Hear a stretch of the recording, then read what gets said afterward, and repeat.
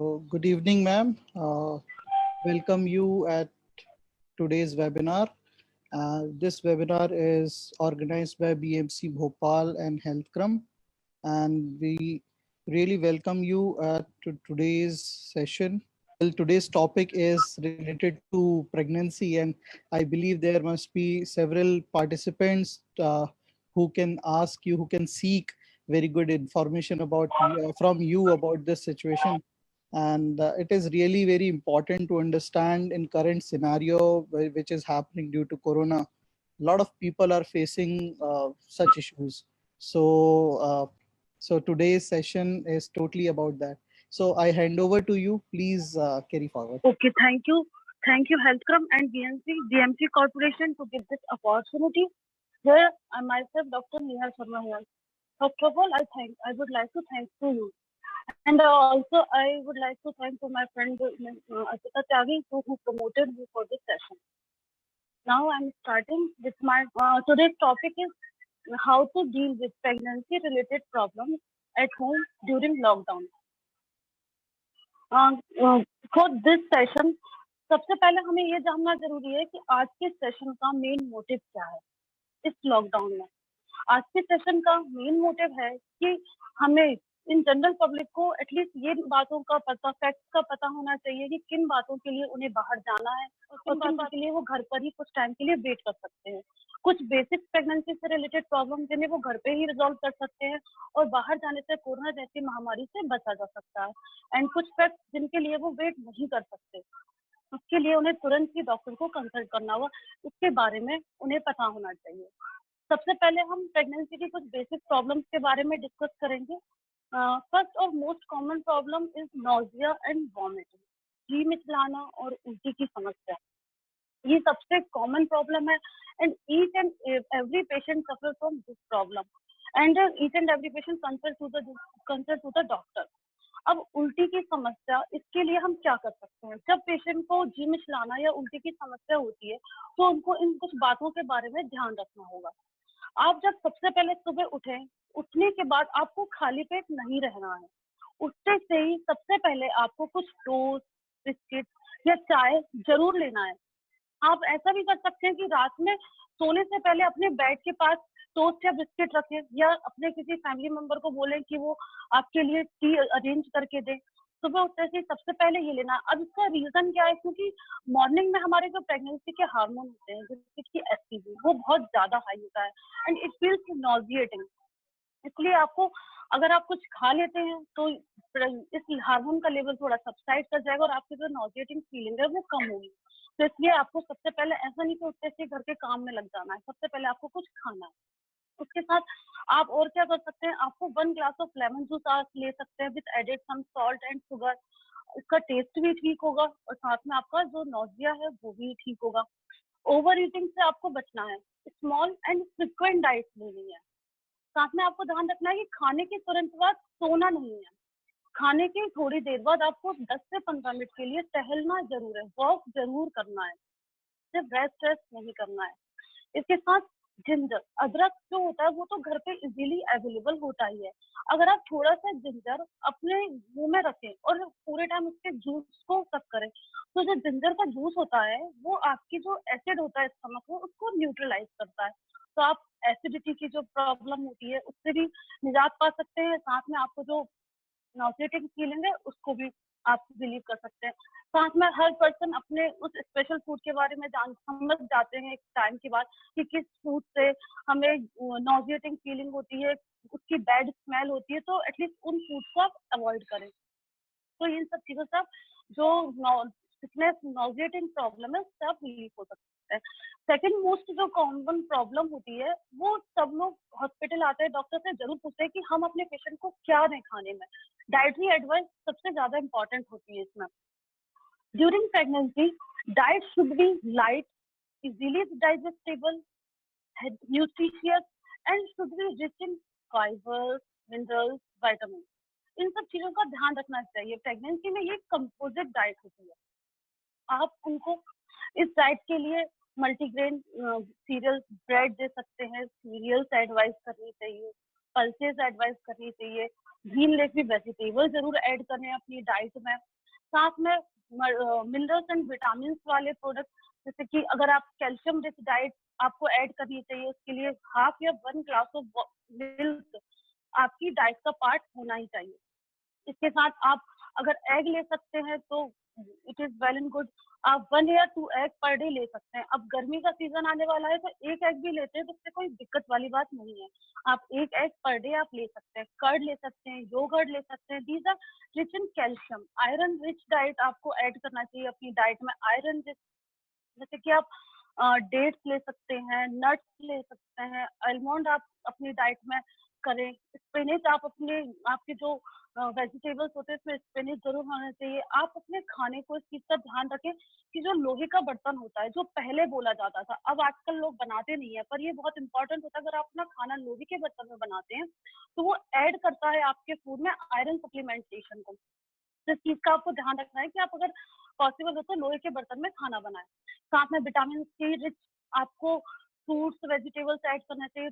Tomatoes ले आप, साथ में ग्रेप्स ले सकते हैं, ऑरेंजेस आप ऐड करें। विटामिन ए रिच आपको चीज आप ले सकते हैं, स्पिनच ले सकते हैं, कैरेट ले सकते हैं। तो ये सारी डाइट आपको फॉलो करना है। साथ में ही आपको एडिक्वेट अमाउंट में आपका वाटर इंटेक जरूरी है। You should take at least 3 to 4 litre of water in a day. आपको अगर आप वाटर क्वांटिटी आपकी एडिक्वेट नहीं होगी तो आप डिहाइड्रेटेड फील करेंगे। तो ये सारी डाइटरी एडवाइस है जो कि आपको अपनी डाइट का एक पार्ट होना ही चाहिए ड्यूरिंग प्रेगनेंसी। उसके बाद नेक्स्ट जो होता है प्रॉब्लम, अगर एसिडिटी, मतलब लोगों को एसिडिटी, हार्ट बर्न, ये प्रॉब्लम भी बहुत ज्यादा होती है।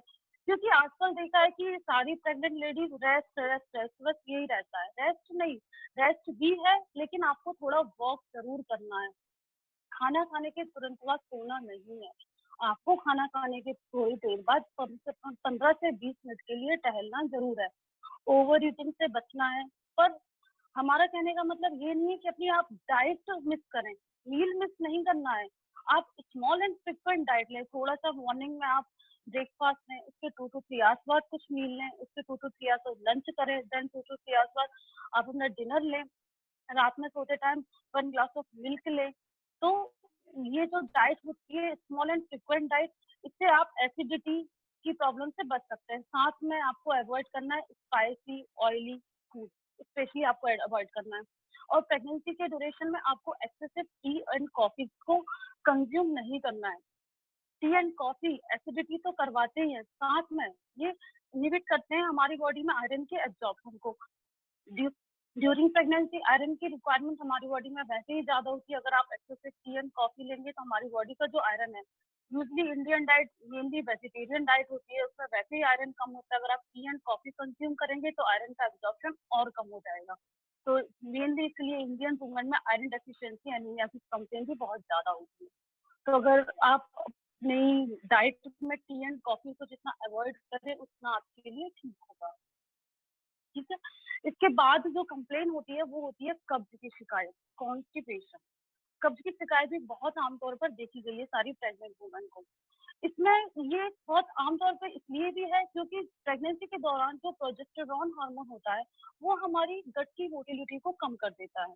गट की मोटिलिटी कम हो जाती है तो हमारा जो खाना है वो नीचे की तरफ नहीं जा पाता, इसीलिए उनको ड्यूरिंग पासिंग स्कूल स्ट्रेन करना पड़ता है। उसके बाद उनको एब्डोमिनल पेन, ये सारी समस्याएं भी होती है। अगर आपको कॉन्स्टिपेशन या कब्ज की शिकायत हर बार हो रही है तो आप कोशिश कीजिए कि आप फर्स्टली हाइड्रेटेड, वेल हाइड्रेटेड रहें। At least 3 to 4 litre of water आपकी डे का पार्ट होना ही चाहिए। अगर आप एडिक्वेट अमाउंट में वाटर इनटेक करेंगे तो आपका जो स्टूल है वो सॉफ्ट होगा। तो ड्यूरिंग पासिंग स्टूल आपको स्ट्रेन नहीं करना रहेगा, उसमें सॉफ्टनेस रहेगी। साथ में आपकी डाइट का पार्ट फाइबर रिच डाइट जरूर होना चाहिए। आपकी मतलब ये समझ लीजिए कि एक डेली रूटीन में सलाद आपकी डाइट का पार्ट जरूर हो, ये ले सकते हैं। साथ में अगर आप आयरन टैबलेट ले रहे हैं तो आप इस चीज का ध्यान रखिए। हो सकता है कुछ लोग खाने के तुरंत बाद आयरन की टैबलेट्स ले लेते हैं तो उनको कॉन्स्टिपेशन की कंप्लेंट बहुत फ्रिक्वेंट होती है। तो मैं एडवाइस करूंगी कि आप अगर आयरन की टैबलेट खाने के तुरंत बाद ले रहे हैं तो उस चीज को ना लें, खाने के 1 से 2 घंटे बाद आयरन की टैबलेट लें। इससे कॉन्स्टिपेशन की जो कंप्लेन है वो रिलीव होगी। साथ में रात में सोते समय 1 गिलास गुनगुना दूध, वार्म मिल्क जरूर लें। उससे भी कॉन्स्टिपेशन की कब्ज की समस्या में निजात पाते हैं। अगर इन सब के बाद भी आपको कॉन्स्टिपेशन कंटिन्यू है, तो isabgol which is easily available in the market, आपको मिल सकता है इजीली। तो 1 to 2 tablespoon of isabgol added in 1 glass of warm water, आप उसमें ऐड करके आप आराम से रात में सोने से पहले उसे लें, बट इसकी आदत ना बनाएं। इसबगोल जब बहुत ज्यादा कॉन्स्टिपेशन की दिक्कत है, हम कहीं जा नहीं सकते, हेल्थ फैसिलिटी अप्रोचेबल नहीं है, तो आप इसबगोल आराम से ले सकते हैं, इसके कोई साइड इफेक्ट नहीं है, आप आराम से इसबगोल ले सकते हैं। तो इन सारी समस्याओं, अगर आप ये फाइबर रिच डाइट लेते हैं, एडिक्वेट वाटर इनटेक आपका रहता है, इसबगोल लेते हैं या फिर मिल्क लेते हैं, वार्म मिल्क, तो आपकी कॉन्स्टिपेशन की समस्या में आपको निजात पा सकते हैं। इसके बाद जो होती है common complaint, abdominal pain, back एक, मतलब पेड़ों में दर्द, ये समस्या बहुत कॉमन होती है प्रेगनेंसी के दौरान। प्रेगनेंसी होती ही है और फीमेल्स कंप्लेन करती हैं कि उन्हें पूरे टाइम पेट में दर्द बना रहता है। इसमें उनकी कोई गलती नहीं है, ये नॉर्मल सी बात है, क्योंकि जब प्रेगनेंसी होती है तो प्रेग्नेंट लेडी की जो बच्चादानी होती है उसमें ग्रोथ होती है, तो स्ट्रेचिंग पेन होता है। उस स्ट्रेचिंग पेन की वजह से पूरे टाइम उनके पेड़ों में हल्का सा दर्द बना रहता है। अगर ये दर्द हल्का सा है तो कोई चिंता की बात नहीं है, लेकिन अगर ये दर्द बहुत ज्यादा है तो आपको अदर चीजें भी फाइंड आउट करनी पड़ेंगी, कहीं और कोई समस्या तो नहीं है। पेट में दर्द और कॉन्स्टिपेशन की वजह से भी हो सकता है, क्योंकि अगर आपने स्कूल पास करते समय बहुत ज्यादा स्ट्रेन लगाया तो उसके बाद भी आपको पेट दर्द की समस्या हो जाती है। अगर आपने भारी वजन उठाया है तो भी पेट दर्द की समस्या हो जाती है। आपने प्रॉपर रेस्ट नहीं किया तो आपको बैकेज की समस्या हो जाती है। अगर हो सकता है कोई माइनर यूरिन इन्फेक्शन हो गया हो, उसकी वजह से भी आपको पेट दर्द की समस्या हो जाती है। तो इन सब चीजों को आपको पहले पता करना पड़ेगा कि आपको किस समस्या की वजह से दर्द है। अगर आपको कॉन्स्टिपेशन है तो वो मैं आपको बता ही सकती हूँ कि आपको किन-किन चीज़ों का ध्यान रखना है। अगर आपने प्रॉपर रेस्ट नहीं किया तो मैं आपको एडवाइस करूँगी ड्यूरिंग प्रेगनेंसी आपको हार्ड बेड पर सोना है। अगर कोशिश हो सके तो आपने 1 से 2 पिलो अपने पैरों के नीचे रखना है। आपको इस पोज़ीशन में सोना है। आपका हेड एंड बिलो होना चाहिए एंड फुट एंड एलिवेट होना चाहिए। आपको स्लैंडिंग पोज़ीशन में सोना है। इससे क्या होगा कि अगर आपका हेड एंड लो होगा एंड फुट एंड एलिवेट होगा तो ब्लड सर्कुलेशन हमारी upper part of the body में इंक्रीज़ होगा, जिससे कि हमारा जो बैक मतलब इस्चेमिक पेन अगर हो रहा हो, हमें बैकएक या एब्डोमिनल पेन वो हमारा रिलीव हो जाएगा। साथ में अगर आप सो के तुरंत झटके से उठ गए, तब भी किसी-किसी को बैकएक की समस्या हो जाती है। तो प्रेगनेंसी के दौरान झटके से नहीं उठना है। या तो करवट लेके धीरे से उठे या फिर सोकर थोड़ी देर बैठे, उसके बाद फिर स्टैंडिंग पोज़ीशन में आएँ। इस चीज़ का आपको ध्यान रखना है। उसके बाद आपके पास घर में कोई भी ऑयल अवेलेबल है, उससे आप मसाज कर सकते हैं अपनी बैक पे। उससे और दूसरा जो बहुत इम्पोर्टेंट है, hot fermentation. Hot water bag easily available होता है, नहीं भी अवेलेबल है तो आप गुनगुने पानी को बॉटल में भरें और उससे सिकाई करें पूरे बैक में, एब्डोमेन में। अगर मसाज के बाद आप हॉट फर्मेंटेशन ये अप्लाई करते हैं, गुनगुने पानी से सिकाई करते हैं, तो काफी आपको राहत मिलेगी। अगर आपके पास इसके अलावा एब्डोमिनल बाइंडर या एब्डोमिनल बेल्ट अवेलेबल है तो इसे भी अप्लाई कर सकते हैं अपने पूरे एब्डोमेन पे। वाइल वर्किंग और स्टैंडिंग पोजीशन जब भी आप काम कर रहे हैं, एब्डोमिनल बेल्ट अप्लाई करके आप आराम से अपना काम कर सकते हैं। बहुत देर तक झुककर कोई काम नहीं करना है, भारी वजन नहीं उठाना है प्रेगनेंसी के दौरान। इवन पानी से भरी हुई बकेट भी ज़्यादा नहीं उठानी चाहिए, क्योंकि उससे भी धक्का लगता है और दर्द की समस्या हो जाती है। आपको हील्स नहीं यूज़ करनी है, आपको फ्लैट स्लीपर्स पहननी है प्रेगनेंसी के दौरान। इन सब चीज़ों का अगर आप ध्यान रखेंगे तो आपको जो बैकएक की समस्या है, जो कि बहुत माइनर प्रॉब्लम होती है, अगर आप इन सब चीज़ों का ध्यान रखें तो ये प्रॉब्लम काफ़ी रिज़ॉल्व हो सकती है और इसके लिए आपको इधर-उधर भागना नहीं पड़ेगा। अगर बैकएक बहुत ज़्यादा है, इन सब मेजर्स के बाद भी ठीक नहीं हो रहा है, तो एक पैरासिटामॉल की जो टैबलेट होती है 500 MG which is very safest during pregnancy, तो आप एक टैबलेट वो ले सकते हैं। लेकिन इसका मतलब ये नहीं कि आप 2-3 टैबलेट लेते रहें रोज, नहीं। अगर बहुत ज्यादा सीवियर प्रॉब्लम हो रही है, आप कहीं जा नहीं सकते, तो आप एक टैबलेट आप पैरासिटामॉल की ले सकते हैं। इसके बाद हम बात करते हैं हेडेक की, फटीग की, लिथार्जी की, चक्कर आना, शिद्दत की समस्या पूरे टाइम बनी रहती है। कुछ प्रेग्नेंट लेडी को सुबह उठते हैं, बोलते हैं कि सुबह से उठे हैं, पूरे दिन भर काम करते हैं, उनको हेडेक होता होता रहता है। सोकर उठते हैं, उठ के तुरंत बाद चक्कर आता है या थकान महसूस होती रहती है। अगर किसी को सिर दर्द, थकान, चक्कर इनकी समस्या है, तो एक बार मैं उन्हें एडवाइस करूंगी at least you should check your blood pressure and blood sugar level. अगर आपका blood pressure and blood sugar का लेवल नॉर्मल है तो आपको ये देखना है क्या आप वेल हाइड्रेटेड हैं, आपने वाटर इनटेक प्रॉपर लिया है, 3 to 4 लीटर ऑफ वाटर जो आपको लेना चाहिए वो आपने लिया है। हो सकता है ये डिहाइड्रेशन की वजह से आपको हेडेक हो रहा हो, या हो सकता है आपने कोई मील स्किप की हो। यूजुअली स्टार्टिंग 1 to 3 मंथ में कि प्रेगनेंसी में पेशेंट को बहुत ज्यादा नॉजिया वॉमिटिंग होती है, तो वो खाना नहीं खाती इस डर की वजह से कि उल्टी हो जाएगी। तो आपने जो मील स्किप की है इसकी वजह से हाइपोग्लाइसीमिया की वजह से भी आपको हेडेक होने लगता है। तो आपको मील स्किप नहीं करनी है, आपको स्मॉल मील तो लेनी ही है। या फिर आप ग्लूकोज भी ले सकते हैं, 1 ग्लास ऑफ वाटर में और 2 स्पून ऑफ ग्लूकोज आप ग्लूकोज ले सकते हैं। अगर सो के उठ के तुरंत चक्कर आते हैं इसकी कंप्लेन है तो इसका मतलब है कि आप झटके से उठ रहे हैं, आपको झटके से नहीं उठना है, सोना है। या तो लेफ्ट लेटरल अगर आप पोजीशन ले सकते हैं, मतलब बाएं हाथ की तरफ करवट लेकर सोते हैं तो ये बहुत अच्छी बात है। उसके बाद करवट लेते हुए उठना है, या फिर पहले सिटिंग पोजीशन में आना है, उसके 5 से 10 मिनट बाद आपको स्टैंडिंग पोजीशन में आना है। अगर आपको लिथार्जी बहुत ज्यादा है, पूरे टाइम थकान महसूस होती रहती है, मतलब हो सकता है या तो आपका हीमोग्लोबिन ठीक नहीं है, एक बार अपना हीमोग्लोबिन स्टेटस जरूर चेक करवाएं। अगर आसपास लैब है तो करवा सकते हैं। एक बार अपना हीमोग्लोबिन चेक करवाएं, अगर हीमोग्लोबिन बिलो 10 जा रहा है तो you should add your iron supplementation. Iron supplement आपको जरूर ऐड करना है। अगर आपको आयरन हीमोग्लोबिन ठीक है तो आप अपनी डाइट प्रॉपर लें, वेल हाइड्रेटेड रहें और अपनी डाइट प्रॉपर लेंगे, ग्लूकोज ऐड करेंगे तो आपकी ये हेडेक की प्रॉब्लम ठीक रहेगी। अगर हेडेक बहुत ज्यादा हो रहा है, आपने मील भी स्किप नहीं की है, हाइड्रेटेड भी है और कहीं दिखाने नहीं जा सकते, तो आप पैरासीटामोल की टैबलेट हेडेक में भी ले सकते हैं, विच इज सेफ। लेकिन वही मैंने बताया कि आपको आदत नहीं बनानी है, ठीक है। इन चीजों का ध्यान रखें। उसके बाद आता है स्लीपलेसनेस। प्रेगनेंसी के दौरान बहुत सारे पेशेंट कंप्लेंट करते हैं कि हमें नींद नहीं आती प्रॉपर। नींद नहीं आने का इसका रीजन ये होता है कि पूरे दिन भर उनके दिमाग में कुछ ना कुछ चलता रहता है।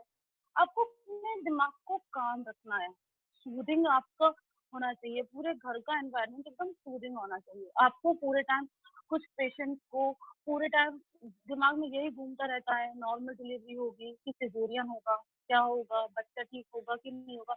इन सब चीजों के बारे में आपको ड्यूरिंग प्रेगनेंसी नहीं सोचना है। हाँ, आप अगर काम रहेंगे, आप एक गुड स्लीप लेंगे तो आपको प्रॉपर नींद आएगी। कभी कभी due to abdominal distension comfortable position नहीं बन पाती, इस वजह से भी नींद नहीं आती है। इसके लिए आपको फ्लो लेने हैं दो, 1 flow apply under the tongue and 1 flow between the leg. एक फ्लो को आपको टंग के नीचे अप्लाई करना है और एक फ्लो को आपको पैर के नीचे, पैरों के बीच में अप्लाई करना है। अगर आप इस पोजीशन में आप सोएंगे तो आपको एक काफी कंफर्टेबल लगेगा। कोशिश हो सके तो बाएं हाथ की तरफ करवट लेकर सोइए। अगर आप बाएं हाथ की तरफ करवट लेकर सोते हैं तो इससे ब्लड सर्कुलेशन भी बहुत बेटर रहता है, ब्लड प्रेशर भी बहुत मेंटेन रहता है, आपके बेबी के लिए भी सर्कुलेशन मेंटेन रहता है। तो मैं सारी प्रेग्नेंट लेडीज को एडवाइस करूंगी कि प्लीज जितना भी हो सके, अगर आप 8 घंटे रात में सोती है तो कोशिश कीजिए कि 3 से 4 घंटे उल्टे हाथ की तरफ करवट लेकर जरूर सोएं। वो आपके आपके लिए, आपके बेबी के लिए, दोनों के लिए बेनिफिशियल होगा। उसके बाद अपन बात करते हैं ब्रेस्ट पेन की। प्रेगनेंसी के दौरान ब्रेस्ट पेन की कंप्लेन भी बहुत कॉमन होती है। वो इस वजह से होती है क्योंकि ड्यूरिंग प्रेगनेंसी एक फिनोमिना है for preparing women for lactation, development of breast, engorgement, enlargement. इस वजह से पेशेंट को एक कंप्लेन होती है कि उसको एनलार्जमेंट की वजह से ब्रेस्ट पेन होने लगता है।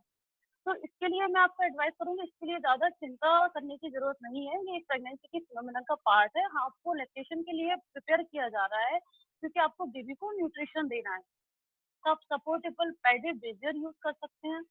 साथ में अगर आपको निपल से डिस्चार्ज की प्रॉब्लम हो रही है तो अगर डिस्चार्ज मिल्की वाइट है तो इसके लिए ये चिंता का विषय नहीं है। इसे कोलोस्ट्रम कहते हैं, जो कि later month of pregnancy 8th-9th month of pregnancy में आना स्टार्ट हो जाता है, जो कि नॉर्मल मिल्क होता है।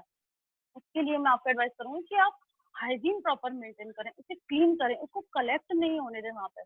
बट अगर यही डिस्चार्ज ब्लड टिंज्ड है या फाउल स्मेलिंग है तो फिर आपको इसको तुरंत ही कंसल्ट करना है। आपको इस चीज का ध्यान रखना है कि डिस्चार्ज कैसा है, इस चीज को आपको ध्यान रखना है।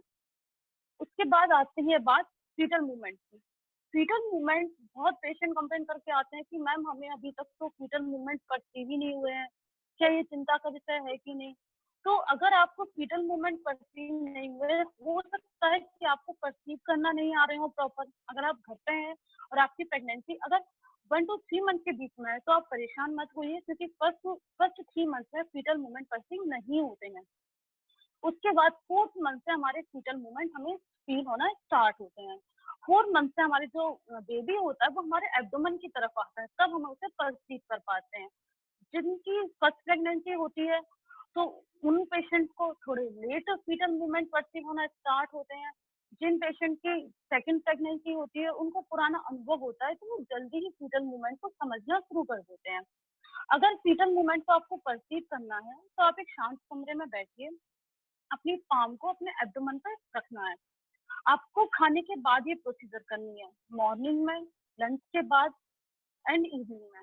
खाने के 1 घंटे के लिए आप खाने के तुरंत बाद आप लेटल अगर लेट सकते हैं तो बहुत अच्छा है, नहीं तो लाइन डाउन पोजीशन में आप लेट जाइए। उसके बाद अपनी पाम को एब्डोमेन के ऊपर रखिए 1 घंटे के लिए। उसके बाद फीटल मूवमेंट परसीव कीजिए। अगर आपको fetal movement less than 3 per hour feel हो रहे हैं, अगर 1 घंटे में 3 मूवमेंट से भी कम फील हो रहे हैं तो ये चिंता का विषय है। लेकिन अगर आपको मॉर्निंग में फील नहीं हुए लेकिन दिन में फील हुए और शाम को फील हुए तो ये चिंता का विषय नहीं है, क्योंकि हमारा बेबी ही सोता है 1 से 2 घंटे के उससे स्लीपिंग आवर्स होते हैं। हो सकता है वो उस टाइम पे सो रहा हो, लेकिन अगर आपको मॉर्निंग में किसी भी टाइम पे फीटल मूवमेंट परसीव नहीं हुए तो ये चिंता का विषय है। कभी कभी कुछ पेशेंट बहुत ओबियस होते हैं तो उनको फीटल मूवमेंट बहुत इजीली परसीव नहीं होते हैं। तो इसके लिए मैं आपको एडवाइस करूंगी कि अगर आपको 6 मंथ तक भी फीटल मूवमेंट परसीव नहीं हो रहे हैं या आपकी ओबेसिटी बहुत ज्यादा है तो एक बार आप अल्ट्रासोनोग्राफी जरूर करवाएं, क्योंकि फीटल मूवमेंट डिनोट करता है फीटल वेलबींग को, कि आपका बच्चा जो है वो स्वस्थ है कि नहीं। ठीक है। उसके बाद हम बात करते हैं वेजाइनल डिस्चार्ज की। जो वेजाइनल डिस्चार्ज होता है वो भी बहुत कॉमन होता है प्रेगनेंसी में। अब हम बात करते हैं कि कैसा डिस्चार्ज जो कि कॉमन हो। अगर म्यूकॉइड है, सफेद पानी की जैसा डिस्चार्ज है, एकदम ट्रांसपेरेंट है, तब तो ठीक है। इसके लिए आपको अपनी हाइजीन मेंटेन रखनी होगी। हाइजीन के लिए आप रेगुलर बाथ लें, रोज नहाना है, रेगुलर अपने अंडरगारमेंट चेंज करें, हो सके तो कॉटन अंडरगारमेंट्स यूज करें। लेकिन अगर आपका वही डिस्चार्ज फाउल स्मेलिंग है, कोपियस इन अमाउंट है, मतलब बहुत ज्यादा है, या ब्लड टिंज्ड है, या इचिंग हो रही है, खुजली की समस्या के साथ है, तो फिर आपको कंसल्ट करना पड़ेगा। लेकिन अगर आप अपनी हाइजीन मेंटेन करते हैं, रेगुलर बाथ लेते हैं, तो उससे भी आपका ये मेंटेन रहता है, वेजाइनल डिस्चार्ज आपका इम्प्रूव हो सकता है। ठीक है। उसके बाद हम बात करते हैं, ये सारी जो कॉमन प्रॉब्लम्स थी जो कि प्रेगनेंसी के दौरान यूजली फर्स्ट सेकंड ट्राइमेस्टर में होती ही है। मैम, उसका जो hello yeah, we have received lot of questions, ma'am. कई सारे लोगों के तो questions आपकी बातों से वैसे ही resolve हो गए। उन्होंने पूछा था बीच में, but I did not interrupt, but after later on they said कि उनकी problem solve हो गई। But there are lot of okay questions, so if you allow we can take questions as of now. Okay okay Okay, okay. Thank you so देखिए much. Yes, ma'am. So, we have lot of questions in Zoom as well. Facebook से भी कई questions आए हैं, WhatsApp से भी कई सारे questions आ रहे हैं। मैं एक एक करके questions लेता हूँ। So, दत्ता जी ने पूछा है, क्या प्रेगनेंसी में ट्रैवलिंग कर सकते हैं? प्रेगनेंसी में ट्रैवलिंग के लिए आपको पहले ये ध्यान रखना होगा कि प्रेगनेंसी जो है वो किस ट्राइमेस्टर की, ट्राइमेस्टर मतलब किस मंथ की प्रेगनेंसी है, और कोई हिस्ट्री तो नहीं रही आपके पेशेंट की, कोई मिसकैरेज वगैरह की। अगर प्रेगनेंसी स्टार्टिंग के फर्स्ट टू 3 मंथ की प्रेगनेंसी है और अगर उसको मिसकैरेज की हिस्ट्री है तो मैं आपको एडवाइस करूंगी कि अगर हो सके तो आप ट्रैवलिंग को अवॉइड कीजिए, क्योंकि इस टाइम पे मिसकैरेज के चांसेस बहुत ज्यादा होते हैं। अगर प्रेगनेंसी 4 to 6 मंथ के बीच की प्रेगनेंसी है तो मैं आपको एडवाइस करूंगी, अगर आपकी ट्रैवलिंग बहुत नेसेसरी है और रोड क्लीन है, शॉर्ट डिस्टेंस की ट्रैवलिंग है, तो आप इजीली जा सकते हैं। उसके बाद अगर आपकी ट्रैवलिंग 7 मंथ to 9 मंथ के बीच की बात है, अगर आपकी ट्रैवलिंग इस दौरान में है तो मैं आपको एडवाइस करूंगी लास्ट 1 मंथ में आपको ट्रैवलिंग अवॉइड करनी है, क्योंकि जो लास्ट मंथ की प्रेगनेंसी होती है उसमें बहुत ज्यादा चांसेस होते हैं कि प्रीटर्म लेबर की, मतलब डिलीवरी होने के चांसेस बहुत ज्यादा रहते हैं। अगर हमारा रास्ता सही नहीं है या बहुत लॉन्ग डिस्टेंस की ट्रैवलिंग है, तो इस दौरान हमारे जो बेबी भी होता है उस पर प्रेशर पड़ता है और डिलीवरी की संभावना बहुत ज्यादा बन जाती है। और अगर प्रीटर्म डिलीवरी होती है तो उससे बेबी की प्रोग्नोसिस और मदर दोनों पर ही बहुत ज्यादा इफेक्ट पड़ता है। तो ट्रैवलिंग के लिए ये मेंशन जरूरी है कि अगर आपकी फर्स्ट टू थर्ड मंथ की प्रेगनेंसी है तो you should avoid your pregnancy your travelling. अगर सेकंड ट्राइमेस्टर 4 से 6 मंथ की है ट्रैवलिंग उसमें करना है तो आप कर सकते हैं easily, but precautions is there also. आपको प्रिकॉशन ध्यान रखना है प्रॉपर सपोर्ट के साथ, और लॉन्ग डिस्टेंस की ट्रैवलिंग नहीं करनी है, शॉर्ट डिस्टेंस की ट्रैवलिंग करनी है। अगर लास्ट मंथ में तो you should avoid your travelling. Okay ma'am, I hope Datta ji को उनका सवाल का जवाब मिल गया होगा। मिस्टर राहुल दुबे पूछते हैं, ये क्वेश्चन आया है फेसबुक से, वो हो सकता है फेसबुक पे लाइव देख भी रहे हों। सो ही इज आस्किंग, वाइफ का वेट नहीं बढ़ रहा है ड्यूरिंग प्रेगनेंसी, क्या ये चिंता की बात हो सकती है? अगर वेट गेन नहीं हो रहा है प्रेगनेंसी में तो ये भी मेनली डिपेंड करता है, ये मेनली डिपेंड करता है कि जो वेट है प्री प्रेगनेंसी वेट क्या था। अगर आपके पेशेंट का weight pre pregnancy average weight था जैसे कि 60 kg है, तो हम कंसिडर करते हैं कि उसका जो नॉर्मल वेट है पूरे 9 मंथ के ड्यूरेशन में 11 kg गेन करना चाहिए। 1 kg in first trimester means 1 to 3 months, 5 kg in a second trimester means 4 to 6 months, and 5 kg in a third trimester means 7 to 9 months. अब ये किस ट्राइमेस्टर की प्रेगनेंसी है वो उन्होंने मेंशन नहीं किया, और प्री प्रेगनेंसी वेट क्या था। अगर ये फर्स्ट टू 3 मंथ की प्रेगनेंसी है और वेट गेन नहीं हो रहा है तो इसके लिए चिंता की कोई बात नहीं है, क्योंकि फर्स्ट टू 3 मंथ में पेशेंट को बहुत ज्यादा नॉजिया एंड वॉमिटिंग होती है, वो प्रॉपर डाइट नहीं ले पाती, इवन कई पेशेंट तो वेट लूज कर लेते हैं। तो इसके लिए कोई चिंता की बात नहीं है। अगर उसने बहुत ज्यादा लूज नहीं किया है तब तो कोई बात नहीं, अगर गेन भी नहीं किया तो भी कोई बात नहीं। लेकिन अगर ये 4 मंथ के अबव की बात है, 4 से 6 मंथ हो गए हैं पर पेशेंट का वेट गेन नहीं हो रहा है, तो इसके लिए आप कोई हो सकता है वो प्रॉपर डाइट नहीं ले रही हूँ, तो उनको डाइट आपको एडवाइस करूंगी मैं, जो मैं आपको पहले भी बता चुकी हूँ। आपको proper nutritious healthy rich in multivitamin rich diet लेनी है। साथ में अल्ट्रासोनोग्राफी भी मैं एडवाइस करूंगी। वो जब वेट 4 मंथ के बाद गेन नहीं होता है तो ये इट डिनोट करता है कि फीटल की ग्रोथ प्रॉपर नहीं हो रही है। तो आपको अगर 4 मंथ के बाद गेन नहीं हो रहा है तो आप एक सोनोग्राफी या अपने डॉक्टर को कंसल्ट जरूर करना है। साथ में अगर पेशेंट ओबेज बहुत ज्यादा होती हैं, पहले से ही वो अगर ओबेज हैं, तो जरूरी नहीं है कि उनका 11 kg वेट होना जरूरी है प्रेगनेंसी में। अगर वो 7 to 8 kg वेट पूरे 9 मंथ के ड्यूरेशन में अगर गेन करती है तो it is sufficient, is considered normal. तो ये प्रेगनेंसी वेट पर ही डिपेंड करता है कि वेट किस तरह का आपका पहले का था। अगर एक चीज और बताना चाहूंगी मैं, अगर कोई रैपिड वेट गेन कर रहा है means more than 500 grams in a week or more than 2 kg in a month, it is considered pathological. अगर आपको इतना ज्यादा वेट अचानक रैपिड गेन हुआ है तो ये चिंता का विषय है। आप इसको नॉर्मल मत लीजिए। कुछ लोग बोलते हैं कि हम तो सोच रहे थे अच्छी बात है वेट गेन हो रहा है, बेबी हेल्दी है। नहीं, ये चिंता का विषय, आपको तुरंत अपने डॉक्टर को कंसल्ट करना होगा। ओके राहुल जी, फिर आपको ध्यान देने की जरूरत हो सकती है, बिल्कुल आप ध्यान दीजिए। नीतू जी पूछ रही हैं कि इस दौरान जो कैल्शियम और आयरन की दवा दी जाती है, सो क्या उनको वाकई लेना जरूरी है ड्यूरिंग प्रेगनेंसी?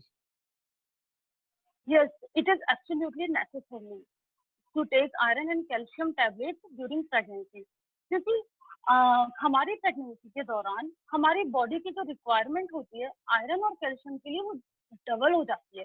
क्योंकि बॉडी की रिक्वायरमेंट तो पहले से ही थी, साथ में जो बेबी की ग्रोथ हो रही है, बेबी की ग्रोथ के लिए, उसके नर्वस सिस्टम के लिए, जॉइंट के लिए, स्केलेटल सिस्टम के लिए, मस्कुलर सिस्टम के लिए, उसके जीआईटी सिस्टम के लिए, सबके लिए कैल्शियम और आयरन की रिक्वायरमेंट होती है। और हमारा जो मेनली इंडियन डाइट होती है वो वेजिटेरियन डाइट होती है, उसमें आयरन और कैल्शियम इतना ज्यादा नहीं होता है। और जब हम खाना कुक करने के बाद उसे लेते हैं तो ओनली 10% आयरन ही हमारी बॉडी में एब्जॉर्ब होता है। तो वो हमारी जो रिक्वायरमेंट होती है प्रेगनेंसी के ड्यूरेशन में उसको फुलफिल नहीं कर पाता। तो मैं आपको एडवाइस करूंगी कि please take iron and calcium supplementation to in your pregnancy to growth your foetus. आपके फीटस की ग्रोथ के लिए ये बहुत ज्यादा जरूरी है। अगर आप बहुत ज्यादा लंबे समय तक नहीं रह सकते या कोई फाइनेंशियल इशू है तो मैं एडवाइस करूंगी एटलीस्ट फॉर 100 डेज, मतलब 3.5 मंथ आपको आयरन कैल्शियम सप्लीमेंटेशन जरूर लेना चाहिए। Hello. Thank you ma'am. Ma'am Diksha ji पूछ रही हैं कि 7 मंथ रनिंग है, मेरे कमर में दर्द और एब्डोमेन में पेन होता है कभी कभी, क्या ये चिंता की बात है?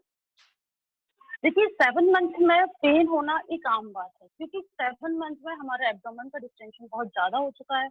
मैं पहले ही बता चुकी हूँ, अगर ये नॉर्मल है, सिर्फ आपको काम करने के बाद ये पेन होता है या वॉकिंग के बाद पेन हो रहा है, तो इतना चिंता की बात नहीं है। ये एक स्ट्रेचिंग पेन होता है। स्ट्रेचिंग पेन के लिए आप हो सकता है आपका स्लीपिंग पैटर्न ठीक ना हो, एक आपको इस चीज को भी आपको ध्यान देना होगा। हो सकता है आपकी नींद प्रॉपर नहीं हो रही हो, आप पहले तो रेस्ट प्रॉपर लीजिए। साथ में मैं आपको बताऊंगी हार्ड बेड पर सोना है।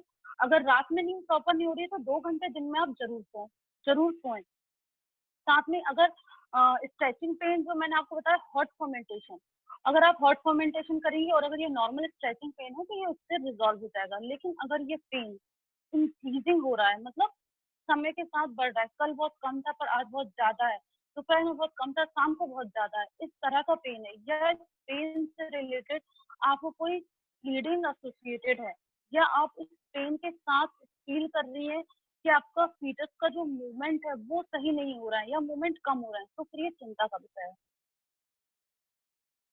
Okay ma'am. मैम प्रेरणा जी पूछ रही हैं, ये सवाल व्हाट्सएप से आया है। उनका सेकंड बेबी है, हो गया है, उसके बाद उनका वेट कम होता जा रहा है और साथ में उनको थायराइड की प्रॉब्लम भी है, क्या करना चाहिए? देखिए प्रेगनेंसी के बाद वेट कम होना एक नॉर्मल सी फिनोमेना है, क्योंकि प्रेगनेंसी के बाद लैक्टेटिंग फेज आता है। उसमें हमें अपने बेबी को न्यूट्रिशन देना होता है। जब हम बेबी को न्यूट्रिशन दे रहे होते हैं तो हमारी बॉडी से भी हमारी एनर्जी जाती है। ड्यूरिंग फीडिंग हमारी बॉडी से हमारा आयरन कैल्शियम पूरे मल्टीविटामिन, तो हमें जितनी डाइट लेनी चाहिए उतनी हम डाइट उस दौरान ले नहीं पाते, क्योंकि पूरा बेबी की केयर में सब लोग रहते हैं, खुद की प्रॉपर डाइट नहीं हो पाती है, प्रॉपर स्लीप पैटर्न डिस्टर्ब हो जाता है पूरा। तो इसकी वजह से पेशेंट का वेट लूज होता ही जाता है। अगर आपने थायराइड, अगर मैं आपको एडवाइस करूंगी, अगर आपने थायराइड अपना पोस्ट प्रेगनेंसी चेक नहीं करवाया तो एक बार अपना थायराइड स्टेटस जरूर चेक करवाइए। आप थायराइड का मेडिकेशन ले रही है नहीं ले रही, ये आपने भी मेंशन मुझे किया नहीं। अगर आपका थायराइड स्टेटस बहुत ज्यादा हाई जा रहा है तो please take your medicine regularly, क्योंकि अगर थायराइड बहुत ज्यादा होता है तो भी वेट लूज होता जाता है। तो एक बार अपना थायराइड स्टेटस आप जरूर चेक कराइए और मेडिसिन प्रॉपर लीजिए, और प्लीज आप अपने आप पर भी ध्यान दीजिए। आप अपनी डाइट, स्लीप पैटर्न, इन सब का ध्यान दीजिए, तो आपका जो एक वेट है वो धीरे धीरे ठीक हो जाएगा। Okay ma'am. मैम अर्पिता जी पूछ रही हैं, जनरली पाइल्स भी ऐसी चीज है जो महिलाएं इस समय फेस करती हैं, कई लोगों को हो जाता है। So what is the home management for piles in pregnancy? अगर किसी को पाइल्स की समस्या प्रेगनेंसी के दौरान हो रही है और आप जा नहीं सकते दिखाने के लिए, तो आप घर पर क्या कर सकते हैं। अगर पाइल्स की प्रॉब्लम हो रही है तो सबसे पहले आपको पता करना है कि ये क्यों हो रही है। अगर आपको कहीं कब्ज की शिकायत है, कॉन्स्टिपेशन तो नहीं है जिसकी वजह से ये पाइल्स हो रहा है। अगर आपको कॉन्स्टिपेशन है तो उसके लिए सबसे पहले आपको कॉन्स्टिपेशन को रिजॉल्व करना होगा। पहले बता चुकी हूँ मैं कि आपको फाइबर डाइट लेनी है, साथ में 3 to 4 litre of adequate water आपको इंटेक जरूर करना है, ताकि आपका जो स्टूल है वो सॉफ्ट रहे, ताकि आपको आपको स्ट्रेन नहीं करना पड़े। साथ में ही अगर आपको फाइबर रिच डाइट के साथ वार्म मिल्क रात में सोते समय जरूर लीजिए। दूसरा मैं आपको एडवाइस करूंगी सिट बाथ, जो कि सबसे ज्यादा इफेक्टिव है वो एट होम, होम मैनेजमेंट में सबसे ज्यादा इफेक्टिव है सिट बाथ। सिट बाथ के लिए आपको कुछ नहीं करना है, एक टब लेना है बड़ा सा, उसमें वार्म वाटर लेना है, एटलीस्ट 3 to 4 इंचेस तक उसको फिल कर लेना है। उसके बाद 4 to 5 ml ऑफ बीटाडीन, जो कि इजीली अवेलेबल होता है, अगर आप उसमें बीटाडीन मिक्स कर ऐड कर लेते हैं तो आपके लिए बहुत अच्छा रहेगा। उसके बाद आपको उसमें टब में बैठना है at least up to the perineum. Perineum को आपको 10 to 15 मिनट के लिए सोक कीजिए, और इस प्रोसीजर को आप दिन में 2 से 3 बार जरूर करें। सिर्फ बात अगर आप रेगुलर करती हैं तो आप इस पाइल्स की प्रॉब्लम को आराम से रिजॉल्व कर सकती हैं at home. Okay ma'am. Ma'am अगर प्रेगनेंसी के समय फीवर आ जाए या फिर इस तरह की सेंसेशन हो, तो राजेश शर्मा जी पूछ रहे हैं, प्रेगनेंसी में फीवर आने पर क्या करना चाहिए? देखिए, प्रेगनेंसी में अगर किसी पेशेंट को फीवर आ रहा है तो सबसे पहले हमें पता करना है कि उसका, एक बार आप अगर मेजर करवा सकते हैं कि फीवर का टेम्परेचर का जो है वो कितना है, कितना टेम्परेचर आ रहा है उसको, अगर ये मॉनिटर हो जाए तो बहुत अच्छी बात है। दूसरा, जो फीवर के कुछ कॉजेज होते हैं, जैसे कि किसी किसी जो पेशेंट होते हैं नॉर्मल थकान की वजह से भी आ सकता है, उन्होंने प्रॉपर अगर डाइट नहीं ली होती है, रेस्ट नहीं किया होता है, तो शाम तक उन्हें फीवर आने लगता है। दूसरे अदर कॉजेज जो कि थोड़े से रिलेवेंट है, जैसे कि अगर हो सकता है मलेरिया हो उसकी वजह से आ रहा हो, या फिर जो मोस्ट कॉमनली प्रेगनेंसी में होता है यूरिन इन्फेक्शन की वजह से भी फीवर आ जाता है। अगर फीवर आपको घर पे आ रहा है और आप कहीं जा नहीं सकते, तो आप एटलीस्ट वो आपको ठंडे पानी में एक पट्टी लेके अपनी बॉडी पे कोल्ड स्पंजिंग जरूर करनी है, पूरे बॉडी पे आपको क्लीन करना है। ठीक है? अगर आप कोल्ड स्पंजिंग करेंगे तो आपकी जो बॉडी का टेम्परेचर है वो कम हो जाएगा, और अगर स्लो डाउन होगा तो वो ठीक रहेगा। अगर आप हेल्थ फैसिलिटी पे नहीं अवेलेबल जा सकते हैं तो आप एटलीस्ट कोल्ड स्पंजिंग जरूर करें, और अगर आपके पास पैरासीटामोल टैबलेट है तो मैं आपको एडवाइस करूंगी एक पैरासीटामोल टैबलेट आप उस टाइम जरूर लें। और अदर कोई कॉजेज है, अगर फीवर के साथ आपको बर्निंग मिक्सचरेशन मतलब पेशाब में जलन इनकी समस्या है, तो हो सकता है आपको यूरिन इन्फेक्शन हो गया उसकी वजह से फीवर आ रहा है, तो मैं आपको एडवाइस करूंगी कि आप अपनी जो डेली इनटेक वाटर इनटेक है उसको थोड़ा सा इम्प्रूव करें। 3 to 4 लीटर आप वाटर जरूर लें, जो थोड़ा बहुत माइल्ड इन्फेक्शन अगर यूरिन इन्फेक्शन हुआ होगा तो वो उसी से ठीक हो जाएगा। तो आपको कोल्ड स्पंजिंग जरूर करनी है घर पे। ओके, सो सॉल्यूशन मिल गया होगा। मैम, रजनी मेहता जी पूछ रही हैं, जनरली 6 वीक की प्रेगनेंसी में क्या प्रिकॉशन लेना चाहिए? देखिए, जो फर्स्ट ट्राइमेस्टर की प्रेगनेंसी होती है, मतलब 1 to 3 मंथ के बीच की, वो बहुत ही ज्यादा क्रिटिकल होती है। इसमें बहुत ज्यादा प्रिकॉशंस लेने की जरूरत होती है। जैसे कि मैं आपको बता ही चुकी हूँ, ट्रैवलिंग आपको बिल्कुल नहीं करनी है, हैवी वेट लिफ्टिंग नहीं करनी है, मतलब बिल्कुल भी कोई भी भारी वजन का काम नहीं करना है। मैं ये नहीं कह रही हूँ कि आपको सिर्फ रेस्ट रेस्ट करना है, आप अपने डेली वर्क कर सकते हैं, आपको जो भी नॉर्मल वर्क है आप वो करिए, लेकिन ये नहीं कि पानी से भरी हुई बकेट से उठा रहे हैं, ये सब आपको बिल्कुल नहीं करना है। साथ ही अगर किसी को प्रीवियस उसके मिसकैरेज की हिस्ट्री है तो उसको तो बहुत ज्यादा प्रिकॉशन के साथ उसको रहना होगा। हैवी वेट, प्रॉपर आपको रेस्ट करना है, प्रॉपर मील लेनी है। अगर उसको नॉजिया वॉमिटिंग बहुत ज्यादा हो रही है तो उसके लिए भी आपको आपके डॉक्टर से कंसल्ट करना होगा, क्योंकि अगर बहुत ज्यादा प्रेशर लगता है, बहुत ज्यादा नॉजिया वॉमिटिंग होती है, तो वो भी मिसकैरेज के कॉज को वो एनहेंस कर सकते हैं। साथ में आप अगर पॉसिबल हो तो जो फर्स्ट मंथ की जो प्रेगनेंसी होती है, फर्स्ट से सेकंड मंथ की प्रेगनेंसी, उसमें इंटरकोर्स को अवॉइड करना होता है, क्योंकि वो मिसकैरेज के चांसेस को एनहेंस करते हैं। तो जो फर्स्ट 1.5 मंथ की प्रेगनेंसी में आपको बहुत सारे प्रिकॉशन लेके चलने हैं, travelling should be avoided during this. Okay ma'am, so बहुत सारे क्वेश्चंस आ रहे हैं, सो कई सारे सवाल के जवाब आप दे भी चुके हैं, so it's little bit hard to choose one. Let me continue my session. और या प्लीज, अभी कुछ हम और सवाल लेते हैं, 2-4, देन फिर हम यस हो सर। सकेगा तो सेकंड एक और सेशन कर लेंगे। Ma'am, okay. आपके सेशन को नाइजीरिया से भी वॉच किया जा रहा है, and okay, thank you. Mister Kunal Singh पूछ रहे हैं कि उनकी वाइफ की 4th मंथ की प्रेगनेंसी है, what he should be careful about, ऐसा क्या करना चाहिए उनको?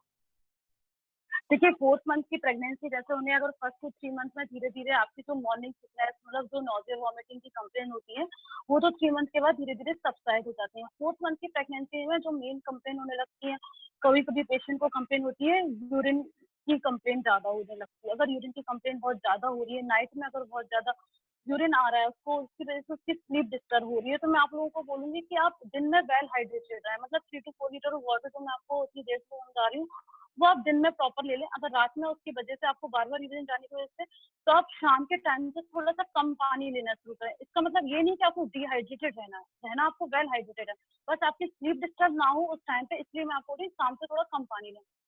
साथ में अगर एब्डोमिनल पेन की कंप्लेन हो रही है तो आपको, मैंने बताया ये स्ट्रेचिंग पेन होता है, तो आपको हैवी वेट वगैरह का ध्यान रखना है, झुककर ज्यादा देर आपको काम नहीं करना। 4 मंथ क्रिटिकल टाइम होता है, इस टाइम पे बेबी का ग्रोथ स्टार्ट होता है, वेट बढ़ना भी स्टार्ट होता है। आपको हेल्दी प्रॉपर डाइट लेनी चाहिए, क्योंकि नॉजिया वॉमिटिंग खत्म हो चुका है, तो इसके बाद अपने पेशेंट को आप जितना अच्छा खिलाएंगे वो उतना अच्छा डाइजेस्ट भी करेगी और उसके लिए उतना बेनिफिशियल भी होगा। तो आप उसको प्रॉपर डाइट देना स्टार्ट कर सकते हैं, क्योंकि स्टार्टिंग के 3rd मंथ से वो प्रॉपर डाइट ले नहीं पाते हैं। तो आप उनको जितना अच्छा डाइट दें वो उतना अच्छा रहेगा।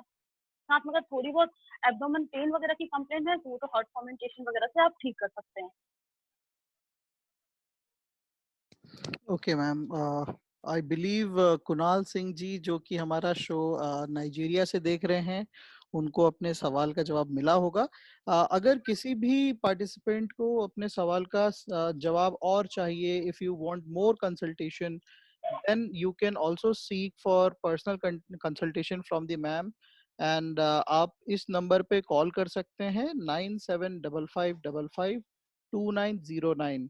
मैं रिपीट कर रहा हूँ 9755552909। और एल्स जो हमारे पार्टिसिपेंट इंडिया के बाहर से हैं, वो हमारे ईमेल आईडी पे लिख सकते हैं support@healthcrum.com। It is support@healthcrum.com। आप इस मेल पे कभी भी मेल कर सकते हैं। फोन नंबर पे आप सुबह 10 से शाम के 5 बजे तक कॉल कर सकते हैं। सो मैम से हम एक टेली कंसल्टेशन आपको प्रोवाइड करवा देंगे। मैम एक क्वेश्चन आया है, but she is asking in English as she doesn't understand Hindi. So Okay. हाँ ma'am, I haven't get my period last 4 months. I have a white discharge and heart burning. What can I do? Please give some solution. I put card test 2 months before, but it is negative. Still, I haven't get my period. Please give me solution. Okay. If you haven't get your menstruation since last 4 months, you should check your urine pregnancy kit recently. If you didn't done your pregnancy kit recently, you should check your urine pregnancy kit recently in within a week. If thereafter it is negative, you should take pills for menstruation, which is easily available in the market, or you can consult your doctor. If you have any suffering from the white discharge, so I already explained that maintain your hygiene and take proper bath and take cotton undergarment, use cotton undergarments, and if it is associated with itching, it's suggestive of any infectious condition. So you should consult your doctor. So, Ms. Saranya, I believe you got your question answered. And if you still have some questions and you want personal attention from the ma'am, then you can contact us, and I have shared in details in the chat box. So, I believe Sorry. we have uh, your video is not coming, ma'am. Yes, Not yes, an issue. Uh, yes. Sorry, sorry. okay, not an issue. Oh, electricity has gone Yes, down. sir. सो बहुत अच्छा session रहा ma'am आपके साथ। हम ये last question लेते हैं, then उसके बाद हम करेंगे इसको। सो मैं सेलेक्ट कर रहा हूँ, हाँ यस मैम। मिस दीक्षा शर्मा पूछती हैं, मेरा टमी ज्यादा नहीं बढ़ रहा है, 7 मंथ हो चुके हैं, इससे कोई प्रॉब्लम तो नहीं? ये अगर आपका टमी बहुत ज्यादा बढ़ नहीं रहा है और आपकी 7 मंथ की प्रेगनेंसी है, तो इसके लिए मैं आपको पहले भी मैंने बताया कि ये डिपेंड करता है कि आपका प्री प्रेगनेंसी वेट कितना ज्यादा था। अगर आप पहले से ही आपका वेट बहुत ज्यादा था, ओवर वेट था आपका, तो वेट गेन ज्यादा नहीं होता है। 6 to 7 month 7 kg in a duration of 9 month is sufficient. अगर आपका 7 मंथ की प्रेगनेंसी, अगर आपने 3 to 4 kg अगर वेट गेन किया है, इट इज सफिशियंट। इसके लिए साथ ही मैं आपको एडवाइस करूंगी, you should advice for your ultrasound. अगर अल्ट्रासाउंड आपने करवाया है, अगर इसमें कोई फीटल ग्रोथ रेस्ट्रिक्शन है, तो कि आपका डॉक्टर आपको समझाएंगे। अगर वेट बहुत ज्यादा गेन नहीं हो रहा है, फीटल की ग्रोथ प्रॉपर नहीं हो रही है, तो ये डिनोट करता है कि फीटल ग्रोथ रेस्ट्रिक्शन है। या अगर आप अपनी मील्स प्रॉपर नहीं ले रही है, तो ये आपके आपके न्यूट्रिशन को भी डिनोट करता है कि हो सकता है आपका न्यूट्रिशन प्रॉपर नहीं हो रहा। And you should check your haemoglobin status also. Okay ma'am. Okay, one person from Facebook is asking कि उनका सवाल का जवाब चाहिए उनको। सो शायद हम ये स्किप कर गए। सॉरी अंकुर जी, मैं आपका सवाल ले लेता हूँ। मेरी वाइफ को लेग्स में दर्द रहता है सोते वक्त, इसका क्या करें? वो 1 मंथ प्रेग्नेंट है। देखिए, ड्यूरिंग प्रेगनेंसी जो लेग का पेन होता है वो भी बहुत कॉमन होता है। उसको उसका रीजन ये होता है क्योंकि प्रेगनेंसी में ओवर डिस्टेंशन होता है हमारे एब्डोमेन का, और हमारे जो लेग्स होते हैं वो वेट बेयरिंग एरिया है। तो वेट बेयरिंग एरिया की वजह से भी लेग्स में पेन की प्रॉब्लम बहुत ज्यादा होती है। तो इसके लिए मैं आपको एडवाइस करूंगी कि आप जब रेस्ट करते हैं उस टाइम पे आपके फुट एंड को एलिवेट करके रखना है। आपको फुट के आपके, ये मैंने बताया था proper position, head and below रखना है एंड फुट एंड एलिवेट रखना है। साथ में ही अगर पेन बहुत ज्यादा है तो आप कोई क्रैप बैंडेज वगैरह अगर आपके पास अवेलेबल है तो एक बार उनको प्रेशर अप्लाई कर सकते हैं। Crepe bandages which is very much effective during leg pain. और क्रैम्पिंग पेन बहुत ज्यादा है तो आप कोई डाइक्लोफेनेक जेल वगैरह भी अप्लाई कर सकते हैं। Hot fomentation, cold fomentation, both are very much effective during leg cramp. Okay. It was all from us, but okay, we got one last question क्योंकि ये लॉकडाउन से भी रिलेटेड है, सो ये इसलिए भी जरूरी हो जाता है। मैम, मिस गीता पूछ रही हैं, due to lockdown issues I couldn't have proper consultation with the doctors. I couldn't check my weight also. Is there any other way that I could feel that everything is going fine? अगर आप अपना wait check नहीं कर पा रही हैं तो आप खुद सेल्फ भी आप अपने घर पर एसेस कर सकती हैं। ये एक नॉर्मल सी बात है कि अगर आपका वेट गेन नहीं हो रहा है प्रेगनेंसी के दौरान या हो रहा है, हम इसे कैसे एसेस कर सकते हैं। ये नॉर्मल सी बात है कि आपके जो पहले कपड़े थे अगर वो आपको फिट आ रहे हैं या टाइट आ रहे हैं तो मतलब आपने अपना वेट गेन किया है। तो ये आप इजीली एसेस कर सकती हैं, कहीं जाने की जरूरत ही नहीं है। तो ये आप आराम से आप एक बार चेक कर लीजिए। अगर आपको आपको इससे दिक्कत है तो आप आगे किसी भी वैसे इजीली आपको अवेलेबल हो सकता है। साथ में आप अपनी डाइट पर भी ध्यान दीजिए।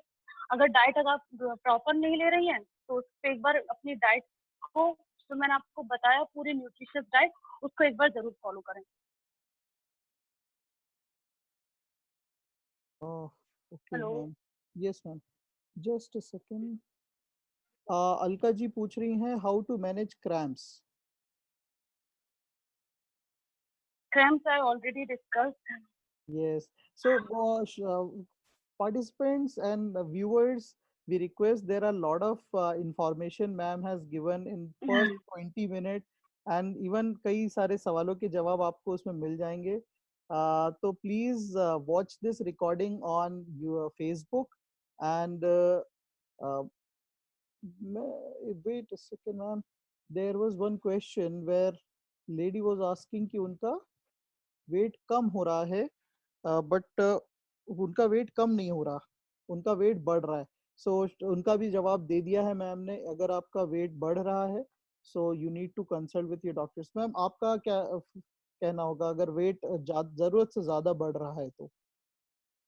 अगर वेट जरूरत से ज्यादा बढ़ रहा है, जैसा कि मैं बता चुकी हूँ, more than 500 gram in a week और more than 2 kg in a month, it is a sign of any pathology. हो सकता है आपका ब्लड प्रेशर बहुत ज्यादा बढ़ रहा है, क्योंकि जब किसी का ब्लड प्रेशर बहुत ज्यादा बढ़ता है तो उसे जनरलाइज इडीमा हो रहा है, पूरी बॉडी में स्वेलिंग हो रही है। वो खुद अपने आप में एसेस कर सकती है इस चीज को। पूरी बॉडी सूज जाती है, लोगों के पैरों में इडीमा हो जाता है, चेहरे पे सूजन आ जाती है, हाथों में, पेट पे सूजन आ जाती है। इसकी वजह से उन्हें खुद एसेस करेंगे कि उनका वेट बहुत ज्यादा बढ़ रहा है।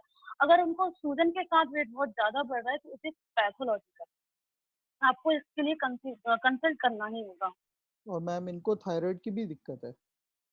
तो आपको you should check your thyroid status recently. अगर आपने अपना थायराइड स्टेटस चेक नहीं करवाया तो एक बार चेक करें।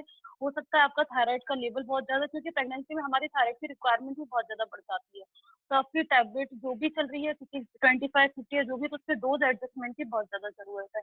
तो जो भी आपका थायराइड का स्टेटस है आप उसे जरूर एक बार चेक करवाएं।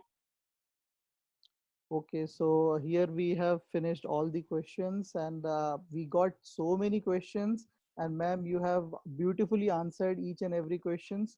और even after this live session, आपकी इस वीडियो को बहुत सारे लोग देखने वाले हैं, आई एम श्योर, क्योंकि आपने बहुत ही कॉमन सी, बहुत ही वाइटल सी सिचुएशंस का आंसर किया है, जिसमें हर एक प्रेग्नेंट लेडी फेस करती है और कंफ्यूज रहती है, क्योंकि ये उनका पहला टाइम है। So on behalf of HealthCrum team and BMC team, I thankful to you. So you got your time out of your busy schedule, और ये 1 घंटा लिटरली बहुत सारे लोगों के लिए हेल्पफुल होने वाला है. कुछ आखिरी बातें जो आप बताना चाहती हो? हाँ, एक बात और रह गई है कि अभी तक तो मैंने ये बताया ना आपको कि आपको किन बातों को घर पर आप मैनेज कर सकते हैं इजीली. अब मैं बताने वाली हूँ कि किन बातों के लिए आपको घर पे वेट नहीं करना है. इन बातों का भी जानना आपके लिए बहुत जरूरी है. अगर किसी को बहुत ज्यादा ब्रेथलेसनेस हो रही है, सांस बहुत ज्यादा फूल रही है, थोड़ा भी चलने में वो हाफ जा रहा है, और जैसे मैंने बताया जनरलाइज एडीमा, पूरे पैरों में सूजन है, पेट पे सूजन है, आंखों के नीचे सूजन है, अगर इस चीज से आप सफर कर रहे हैं, सांस में पूरे दिन भर आपको थकान रहती है, आप उठ नहीं पाते, उठते हैं तुरंत चक्कर आते हैं, ये सारी चीजें हो रही है तो आपको डॉक्टर को कंसल्ट करना है, आपको घर पे वेट नहीं करना है. एब्डोमिनल पेन से रिलेटेड बहुत सारी क्वेरीज मेरे पास आई.